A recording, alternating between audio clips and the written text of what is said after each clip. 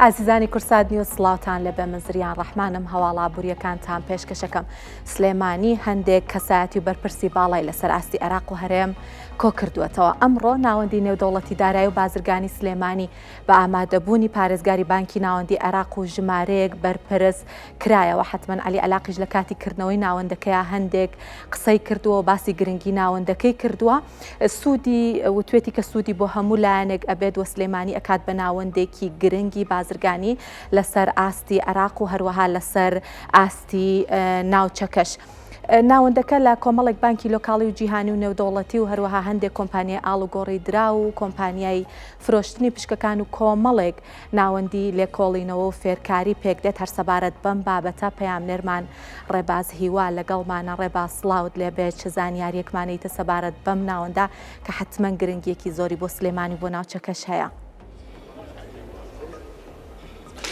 بەڵێ سڵاوتان لێبێ دیارە ئەم ناوەندە سعات 4 پاشنیوەڕۆی ئەمڕۆ لە سلێمانی کرایەوە یەکێکە لە ناوەندە گرنگەکان کە بۆ بواری دارایی و بازرگانی کا بۆ یەکەمین جارە لە سەراستی عێراق ناوەندێکی وا گرنگ دەکرێتەوە کە لقی زۆربەی بانکەکانی عێراق و هەرێمی کوردستان لێرە ئامادەییان دەبێت و لەگەڵ لقی ئەو کۆمپانیانەی کە لە بواری ئاڵوگۆڕی دراودا مامەڵە دەکەن و لینکی ڕاستەخۆیان لەگەڵ بانکی ناوەندی عێراقدا هەیە. دیارە ئەم ناوەندەی کە ئەمڕۆ لە سلێمانی کراوەتەوە بە ئامادەبوونی پارێزگاری بانکی ناوەندی بوو کە خۆی ئاماژەی بۆ کرد کە بانکی ناوەندی ڕەزامەند بۆ لەسەرکردنەوەی ئەم ناوەندە و هەم گرنگی بۆ سلێمانی و هەرێمی کوردستان و بۆ عێراقیش دەبێت. من لەگەڵ کاکشات فکرەت قسە دەکەم کە وتەبێژی ناوەندی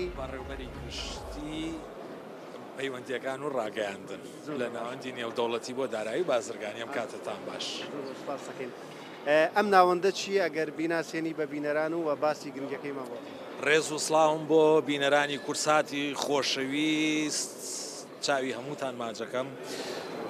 با دڵێکی خۆشەوە بە شانازیەکی زۆر گەورەوە بە هەموو لایەکتان ڕادەگەێنین کە کارەکانی ڕێڕەوی بە جیهانی بوونی سلێمانی ئەمڕۆ کەوتە ڕێ و دەستی پێکرد. ناوەندی نێودەوڵەتی بۆ دارایی و بازرگانی زیادەیەکی تری خستە سەر خەرمانی پڕبەرەکەتی سلێمانی، ئەویش بەوەی کە یەکەم ناوەندی نێودەوڵەتیە بۆ دارایی و بازرگانی لە سەر تاسەری کوردستان و عێراقا دەکرێتەوە و دەست بەکارەکانی ئەکات. ناوەندەکە کۆکەرەوەیەکە لە بانکە جیهانیەکان، بانکە ناوخۆییەکان، کۆمپانیاکانی ئاڵوگۆڕی درا و کۆمپانیاکانی پشکداری، کۆمپانیاکانی مامەڵە داراییەکان، ناوەندێکی لێکۆڵینەوەی دارایی و ئابووری استراتیجی، ناوەندێکی ڕاهێنان لەگەڵ ناوەندێکی تەنسیق با بڵێن ناوەندێکی دروستکردنی ژیری دەستکرد کە چ دەورێکی هەیە لە بواری مامەڵە داراییەکانە. ناوەندی نێودەوڵەتی بۆ دارایی و بازرگانی ئەمەیە و بۆ یەکەم جار لەسەر ئاستی کوردستان و عێراق سلێمانی بردە سەر نەخشەی جیهانی ناوەندە نێودەوڵەتیەکان کە لە هەموو دنیاە و لە شارە بەناوبانکانی دنیاە ئەم ناوەندانە بوونیان هەیە. ئەم ناوەندە کێ خاوەندارەتی دەکات و کێ ئەتوانێت مامەڵی لە ڕێگەوە بکەن؟ خاوەندارێتی ناوەندەکە گەڕێتەوە بۆ گروپی و کۆمپانیاکانی میران لە باشترین و استراتیجیترین شوێنی شاری سلێمانیایە لەسەر شەقامی مەلیک مەحموود تەنیشت مزگەوتی ئەحمەدی حاجی عەلی. ئەو کەسانی کە لەم ناوەندەیە ئیستیفاداکەن هاوڵاتی ئاساییە، هاوڵاتی ئاسایی بۆ مامەڵەی دارایی، بۆ مامەڵەی بانکی، بۆ مامەڵە لەگەڵ کۆمپانیاکانی دراو، بۆ مامەڵەکردن لەگەڵ پشتی کۆمپانیاکانی دراو، بۆ مامەڵەکردن لەگەڵ پشتی کۆمپانیاکانی بازرگانی ئەتوانێت لەم ناوەندەیە بێ بە ئاسانی کارەکانی خۆی تێپەڕێنێت و ئەتوانێت لەم ناوەندەیە بەبێ ئەوەی کە پێویستی بە دابینکردنی کات بێت لێرە ئیشەکانی خۆی جێبەجێ بکات. لەگەڵ ئەمەشا هەموو بازرگانان وەبەرهێنەران، خاوەن بانکەکان، بانکە ناوخۆی و جیهانیەکان لێرەوە ئەتوانن کارەکانی خۆیان ڕای بکەن. مەرجەکانی مامەڵەکردنی هاوڵاتی و بازرگان لێرە چییە؟ واتە چۆن ئێمە وەکو ناوەندەکە هیچ مەرجێکمان نییە بەپی ڕێکار و یاسا بەرکارەکانی حکوومەتی هەرێمی کوردستان، بانکی ناوەندی حکوومەتی عێراقی و حکوومەتی عێراقی ئەمە کارەکانی خۆمانەکەین، هیچ مەرجێکمان نییە. هەموو کەسێکی مۆڵەت پێدراوی لە چوارچێوە یاسا کارپێکراوەکانە ئەتوانێت بێتە ناوەندەکەوانێ، چ وەکو وەبەرهێن، چ وەکو خەڵکی ئاسایی، چ وەکو خاوەن بانک، چ وەکو بازرگان لێرە کارەکانی خۆی بکات و لە ناوەندەکە شوێنی خۆی هەبێت. بانکی ڕەشید و ڕافدەین لێرە بوونیانە بێت؟ ئەم مژدە خۆشە بێ هەڵبگرین بۆ کاتێکی تر بەڕاستی لەبەرەوەی بانکی ڕافیدەین و ڕەشید لە ڕێگەی دوو لیژنەی تایبەتمەندی جیاوە سەردانی ناوەندەکەیان کردووە و ڕەزامەندیان دەربڕیەوە بەکردنەوەی لەقەکانیان لە ناوەندەکە. بەڵام ئەم پرۆسەسە لە ناو حکوومەتی عێراقا پێویستی بە ڕێکار و ئیجراعاتی زیاترە. لە ئێستا ئێمە چاوەڕێی واژووی کۆتایی جەنابی وەزیری دارایی حکوومەتی عێراقیەکەین بۆ ئەوەی کە بڕیار لەسەرکردنەوە ڕێگە پێدان با بەکردنەوەی بانکەکانی ڕافیدەین و ڕەشید ئەو شوێنەکانیانە. بە خزمەت زۆر سپاس زۆر سپاس. بەڵێ زریانەمە زانیاریەکان و لەسەرم ناوەندە گرنگە دارایی و بازرگانی کە ناوەندێکی نێودەوڵەتیە و ئەمڕۆ لە سلێمانی کرایەوە. بەڵێ ڕێباز زۆر سپاس بۆ میوانەکەشت دەستخۆش ماندوو نەبی. با باسێکی زیوتان بۆ بکەم زێر بەرزبوونەکەی وای لێ هاتووە کە باسی زێڕەکەین هەندێکمان خۆی لێلایەن بەڵام زیو لە ئێستا ڕەنگە بژاردەیەکی باش بێ بۆ زۆرێکمان کە کەسێک پارێکی دانراوی هەیە بیر لەوا کاتەوە پارەکەی چۆن ڕابگرێت کە بەهاکەی لە دەست نەیات. زێر حتمما بژاردەیەکی باشە و بەرهێنانێکی دڵنیایە بەڵام بەهۆی گرانی نرخەکەیەوە هەموو کەس ناتوانێت بچێتە ئەو بازاڕەوە بە تایبەت لەو کاتەوە کە نرخی زێر لە بەرزبوونەوەیە زیو بووە بە کانزایەکی دڵخوازی و بەرهێنەران. زیو جگە لە بەکارهێنانی بۆ جوانکاری و هەندێک پیشەسازیشدا بەکارهێنرێت و هەر ئەوەش هۆکارە بۆ بەرزبوونەوەی خواست لەسەری و حتمما لەگەڵ بەرزبوونەوەی خواست نرخەکەشی بەرزە بێتەوە. زیو وەک بەرهەمێکی بەبەها کە بە شێوەیەکی بەرفراوان لە پیشەسازی جیاوازەکاندا بەکاردەهێنرێت لە ئێستادا بۆ بە بژاردەیەکی سەرنجڕاکێش بۆ بەرهێنان. ئەم کانزایە پێشتر وەک دراو لە مامەڵەکاندا بەکاردەهێنرا و مێژوەکەی لە بازاڕداراییەکان بۆ چەندین سەدا پێشێستا دەگەڕێتەوە. ئێستاش بۆ بەرهێنانێکی جێگیر و جێی متمانە لە کاتی ناسەقامگیری و نادڵنیایی ئابووریدا. هەرچەندە زێر گرانبەهاترین کانزایە بەڵام زیو بەهۆی ئەوەی نرخەکەی کەمترە و توانای گەشەکردنی باشترە دەکرێت بژاردەیەکی باش بێت بە تایبەت بۆ ئەو کەسانەی بەهۆی گرانی نرخەکەیەوە توانای کڕینی زێرگان نییە. بەهۆی ئەوەی زیو بەرهەمێکی پیشەسازیە چەندین هۆکار کاریگەری لەسەر قەباری خواست و هەروەها نرخەکەی دروست دەکەن. پێشکەوتنی تەکنەلۆژیا و بەرزبوونەوەی بەکارهێنانی لە پیشەسازیەکانی ئەلیکترۆنی و پزیشکی بەردەوام خواست لەسەر و کانزایە بەرز دەکاتەوە و ئەوەش دەبێتە هۆی بەرزبوونەوەی نرخەکەی. پێشبینی دەکرێت بەهۆی بەرزبوونەوەی خواست بۆ کانزاگرانبەهەکان لە پیشەسازی وزەی خاوێن و تەکنەلۆژیای نوێ داهاتوویەکی ومێدبەخش چاوەڕوانی زیو بکات. بە پێی داتاکان نزیکەی لە 60 بەکارهێنانی ساڵانەی لەم پیشەسازیانەدایە لەوانە پیشەسازی وزەی خاوێن بۆ بەرەمهێنانی سۆلار پانێڵ و باتری بە لە بەچاوکردنی گەشەی بەردەوامی ئەو پیشەسازیانە پێشبینی دەکرێت خواست بۆ زیو بەردەوام لە بەرزبوونەوە بێت.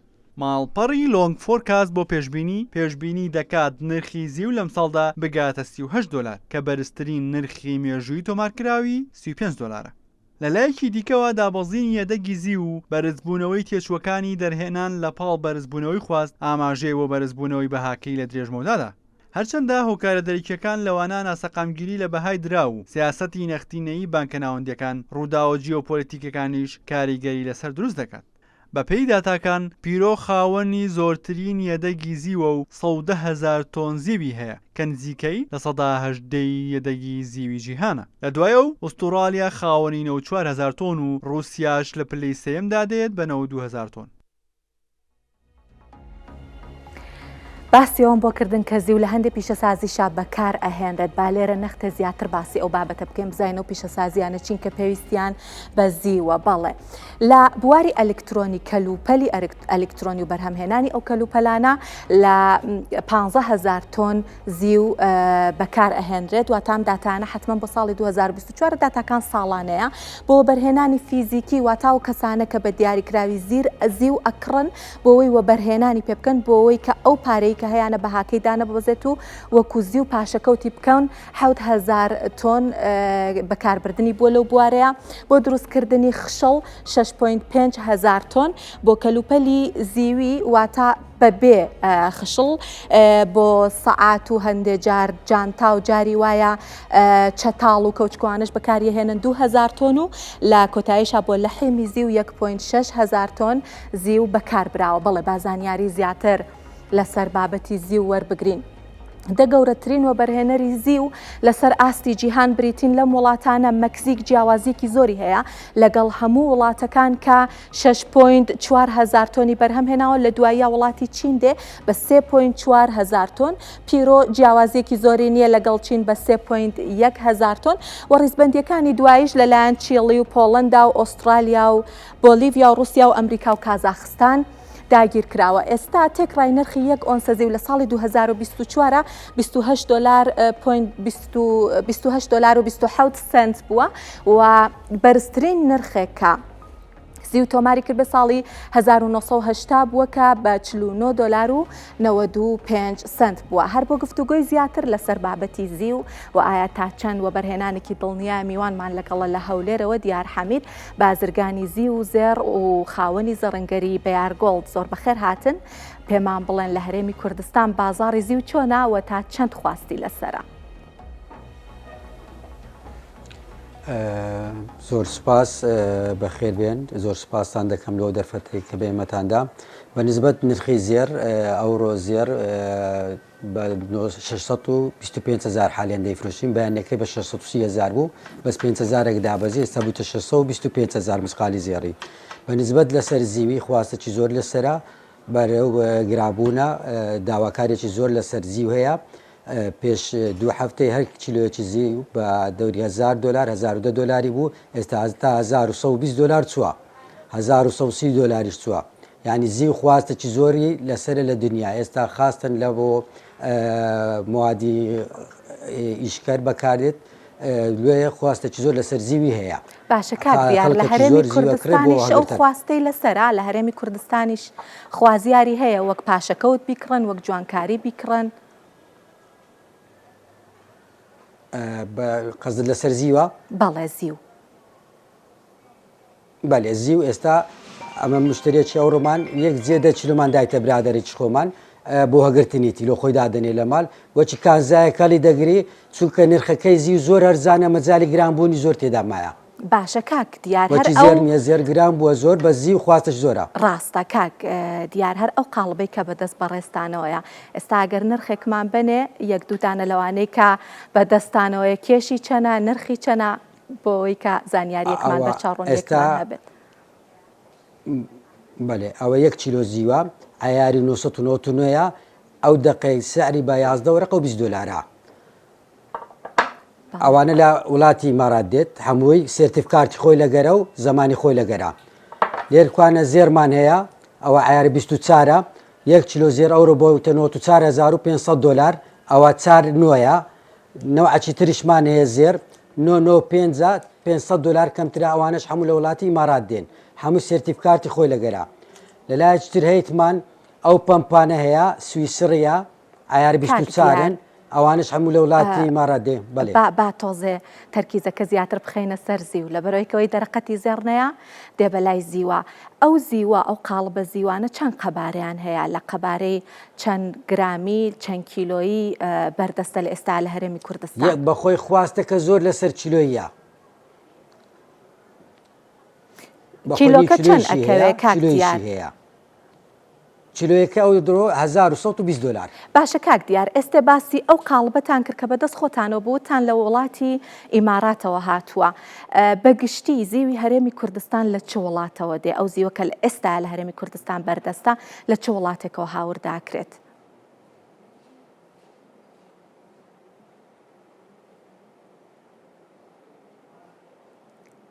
کاک دیار گوێ لێمە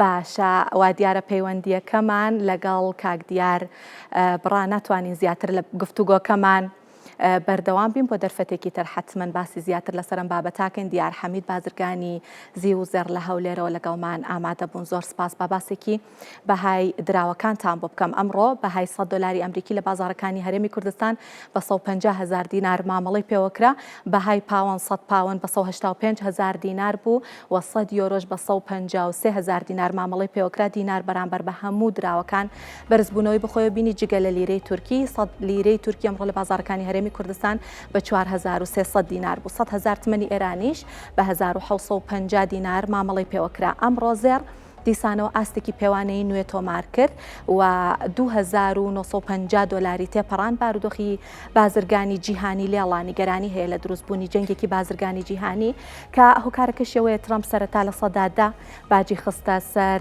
بەرهەمی هاوردەکراو لە چینەوە، دواتر لە سەدا 25 خستە سەر بەرهەمی پۆڵا و ستیل و ئێستاش باسیەوە کات کە باجی گومرگی خاتە سەر بەرهەمی دار و ئۆتۆمبیل و چیپ و دەرمان. تەنها لێکەوتەی ئەم بڕیارانەش جەنگی بازرگانی نییە، بەڵکو ئەبێتە هۆی دروستبوونی هەڵاوسانیش و ئەو بارودۆخەش کاریگەری لەسەر هەموو کەرتەکان لە ئابووریا دروست کردووە کە هەر لە نوێترین لێدواندا جەنەڕاڵ مۆتۆرسیش وتویەتی ئەگەر و باجە گومرگیانە بەردەوام بێت ناچارن کە ئەمریکا بەجێ پێڵم بۆیە دیسانەوە وەگووە بەرهێنانێکی دڵنیا ڕووکراوەتە زێر و نرخی ئۆنسەیەک زەر لە بازاڕەکانی جیهان لە ئێستاە بە $2,943 مامەڵی پێواکرە. سەبارەت بە نەوتیش هەر ئەو بڕیارانی ئەمریکا کە لە کاتی هاتنەوەی ترەمپەوە کاریگەری لەسەر نەوتیش دروست کردووە، بۆ نمونە چین کاردانەوەی هەبووە باجی خستووەتە سەر نەوتی هاوردەکراو لە ئەمریکا و ڕێڕەوی بازرگانی جیهانی خەریکە ئەگۆڕێت و هەر ئەمەش بۆتە هۆیەوەی کە نرخی نەود ئەمڕۆ بەرزبوونەوە بخۆیەوە ببینێت.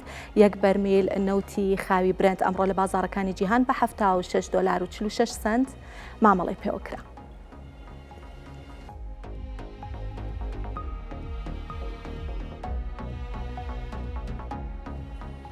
با لێرە باسێکی فرۆشتنی دۆلارتان بۆ بکەم لەلایەن بانکی ناوەندی عێراقەوە لە ماوەی ئەم یەک هەفتەیە یەکشەمبە هەتا پێنجشەممە کە ئەکاتە ئەمڕۆ و تا 16 بۆ 20 مانگ بەگشتی $1,456 لەلایەن بانکی ناوەندیەوە فرۆشراوە کە $1,379 بە شێوەی حەواڵە و $76 ملیۆن بە شێوەی کاش بووە. بازانیاری زیاتر وەربگرین بزانین لەگەڵ هەفتەی پێشوو چ جیاوازیەکی هەبووە. بەڵێ هەفتەی پێشوو بڕی خستنە فرۆشتنی دۆلار لەلایەن بانکی ناوەندیەوە $1,468 ملیۆن بووە، جیاوازێکی کەمی هەبووە لەگەڵ ئەم یەک هەفتەیە و بڕی زۆرتریشی لە هەموو هەفتەکانە حەواڵە بۆ خۆی تەرخانەکە بە زانیاری تر لەسەر نرخی دیناریش بەرامبەر بە دۆلار وەربگرین بزانین لەم هەفتەیە چ گۆڕانکاریەکی بەسەرا هاتووە ئەگەر هاوکارانمان یارمەتیمان بن و زانیاری ترمان بنێ.